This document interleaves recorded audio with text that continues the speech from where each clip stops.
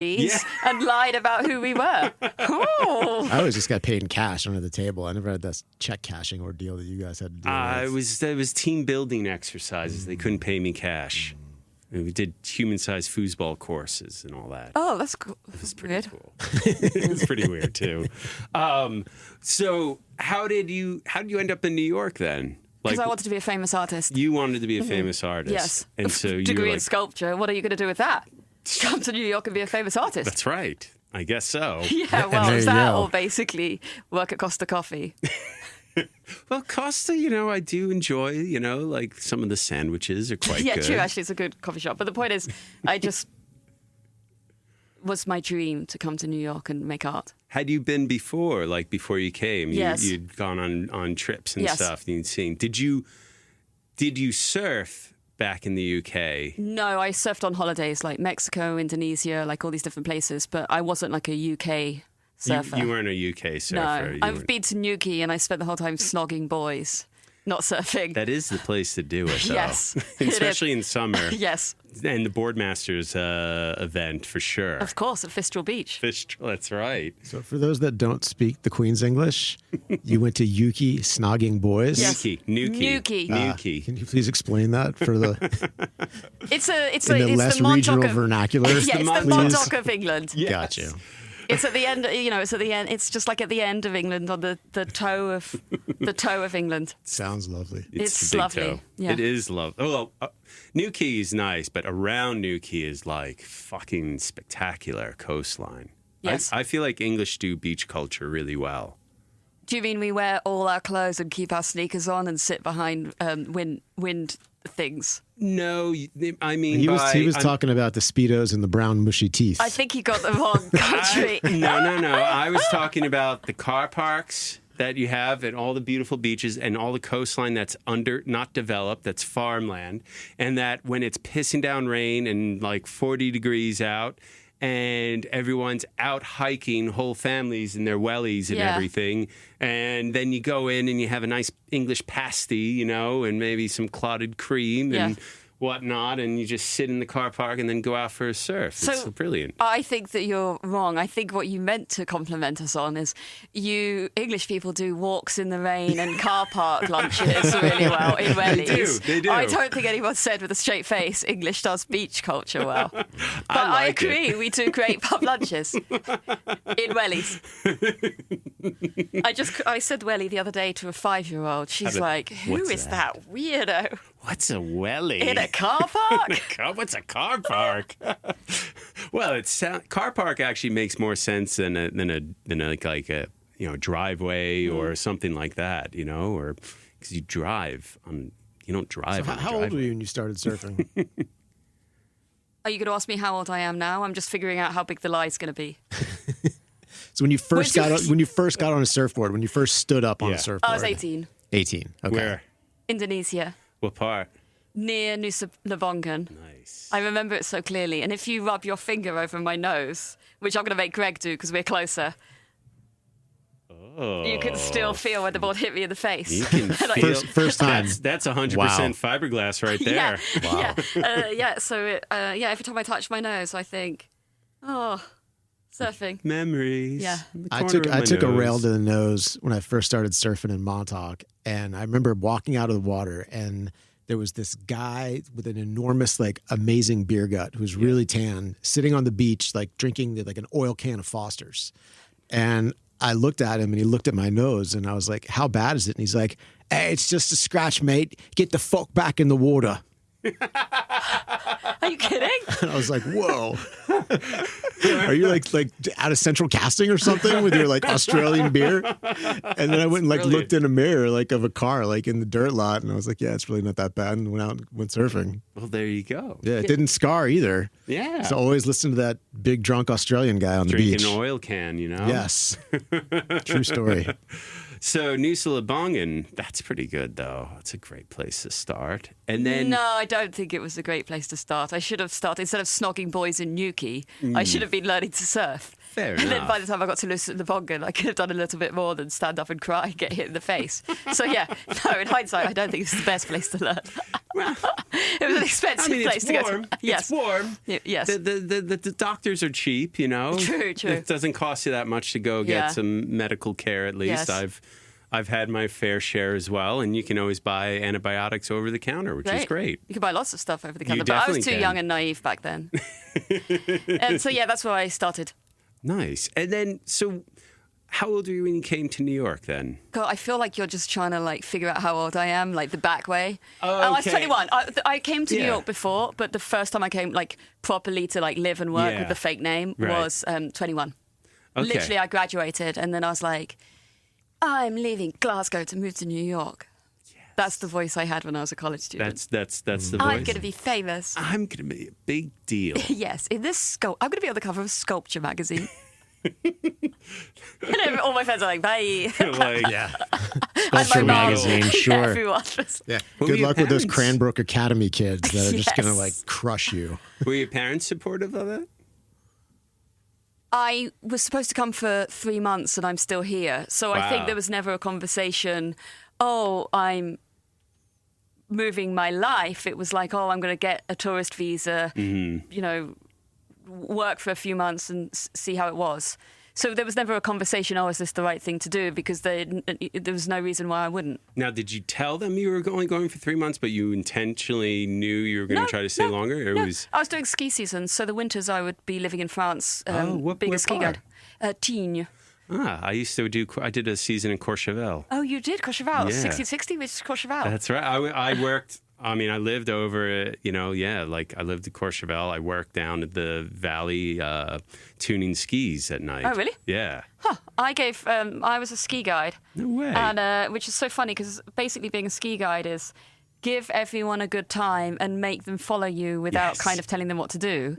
And now I'm a director. It's basically give everyone a good time and make everyone follow you without telling them what to do. So it's like so There- weird. That skill Yeah. set translated perfectly. Who knew? Who Like knew? herding cats. It's like That's all I've got to say about my job. What's your job like? Oh, herding cats. It's like herding The cats. best part of doing it is like going into the pub and being like, "Je suis saisonnière," get the discount. I feel Yeah, like I you want guys to are do like in Europe. I'm still like in adult diapers, so Yes. I'm at that part of the conversation. So I'll catch sorry. up. Don't worry. Yeah. I'm still there though. So then you came here, and that was an intent. You didn't expect to stay here for long. Then No. It just my career just kind of snowballed. what happened? I just kept. Met this guy. No. No. Oh yes, yeah, him, yeah. Yeah, him. But he was just, not He romantic. was just a speed bump on the no, the road. he was. No, he just got all my fake visas, and Fuck. yes, it was awesome. He's a great guy. He just gave me a boat. No way. Like 20 years later, we're still friends. Yeah. That's amazing. Yeah, he's awesome. Fuck. Yes, How good is that? I know he's an awesome guy. So like kind of a mentor, would you say? No, he's an immigration lawyer, so no, I wouldn't use the word mentor. Okay. But he's like a fun dude. And he just got you these documents, got you to work. Yeah. And then where did it deviate from sculpting to film? Because I've done everything. I used to have the usual. That's why we Yeah. met in the first place. I just didn't really. I think growing up in a small town in England and then going and getting a degree in sculpture, I didn't have parents with money, Mm-hmm. and I didn't really understand like how important money was in a way. We just had this like happy enough middle class childhood. Yeah. And then I moved to New York, and then I understand that like. I know this is a surf podcast, but like money kind of like is so important and rules the Yeah. world. So I was like, oh shit, I can't just be happy. I need to make money. And I was making $6 an hour working in the art world. I was like, oh, crikey, this isn't going to be very sustainable. And then I started designing, actually, because I had done some web design classes at Glasgow School of Art. I think they were all like very worried that these sculptor students wouldn't actually be able to get a job. So they were like, hey, let's just slip in some web design Give you classes. some other real world skills, just in case. Yeah, just in yes, case. yes, just Something to fall back on. So I started designing websites, and I was working for art galleries designing books and exhibition catalogs. And like, do you remember we used to send out the postcards Yes. like Yeah, for the yeah. show? Love those. So I kind of transitioned from working with the artists, helping them make art, to kind of doing the more design. And then I moved in with a really famous artist who RIP just died, like a 70s land artist called Dennis Oppenheim. And I moved in with him so I could get free rent, so I could build a portfolio. And then I got recruited and I went from $0 an hour to $50 an hour at an advertising agency. And I just took to it like a duck to water. That was Ogilvy? No. I I loved working at an ad agency. I loved having a writing partner. I loved making money. It was just so, it's like I'm so lucky. I know I'm jumping ahead, but I feel like so many people come up through advertising and then they're like desperate to make work that means something to them that's personal. But I grew up making that work and thinking about myself and what it meant to be an artist and human and this and what I wanted to make. But actually, I much prefer making work for other people. So I was very happy in advertising. I felt like no chip on my shoulder about it at all. Did you always kind of have this idea, though, that you had like created this narrative for yourself and it somehow just manifested itself for you? No, I don't think I ever stopped to think about what I wanted or who I was until I met you. I'm talking about the thanks. Like the integrity of the work. Like you're doing this, like you're going to make things that you're passionate about, that you're interested in. It was never, this is a grind, like a means to an end type thing. No, because I did that like very purposeful switch of like, I made art since I was like, I've always been an artist, right? And then at 21, when I come and, making $6 an hour is like, not sustainable. And so I made the switch to make work for other people and then get paid for it. And I feel like I'm not answering your question, but I know what you're getting at.